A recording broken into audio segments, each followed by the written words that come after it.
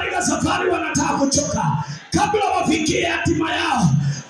Baraka zao siko pale, ushindi wao ninaona pale, ninaona breakthrough yao pale, lakini wanataka kuchoka. Nimekuja nikuambie usichoke kabla upate breakthrough yako. Usichoke, hautakufa.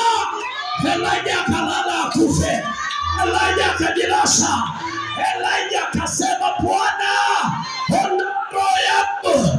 Lakini Mungu wetu alipomjilia, malaika alipokuja, alikuja na habari tofauti na za kifo. Aliomba kifo, lakini malaika akaja na tofauti sana, story tofauti.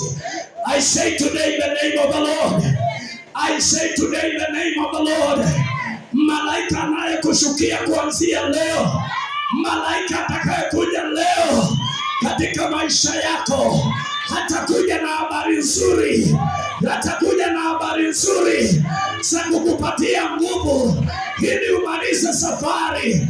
Hautaisha kabla umalize, hautaisha kabla uone hatima yako.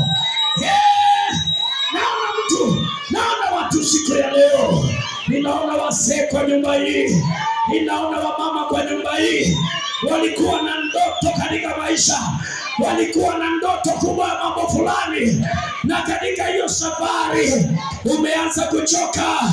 I declare in the name of the Lord, the angel of the Lord is coming down to carry you to your destiny, to carry you to your vision, to carry you to your dream. Can someone say yes? Can someone say yes? I am the one. Ni mimi nazungumziwa leo.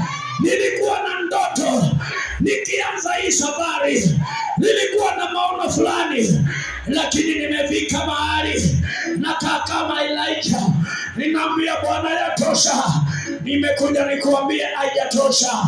It is not over until it is over. It is not yet over until God has done it. The Lord is not over with you. Bwana hajamaliza na wewe. Jehova hajamaliza na wewe. Jehova hajachoka na safari. Jehova hajachoka na safari. Malaika wa Mungu mara moja, Elijah akiwa amejilaza. Uliza wenzako ni wapi umejilaza? Sasa wacha wewe ni wacha, you are giving up. I'm here to tell you, it is time to be visited. It is your time to be visited by the angel of the Lord. By the angel of the Lord. Biblia inasema akiwa pale, naye mstari wa 5, akajinyosha akalala chini ya mretemu, na tazama malaika akamgusa. Akamwambia inuka ule.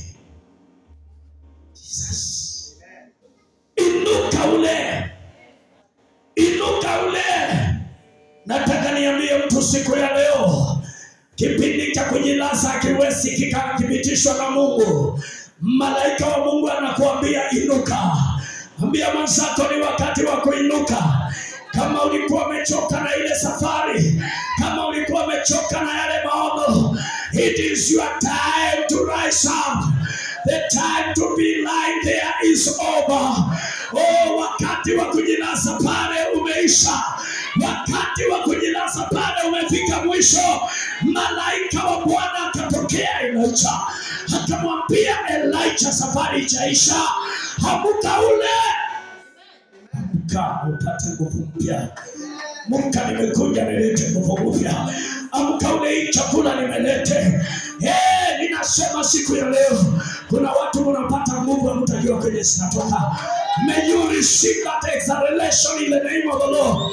May the Lord accelerate your journey. May the Lord accelerate your speed today. Upate nguvu, upate mwendo wa haraka kuliko hapo mbeleni. Uanze mbio zenye hukuwa nazo. Receive that power in the name of Jesus. Receive that acceleration in the name of the Lord. In the name of Jesus.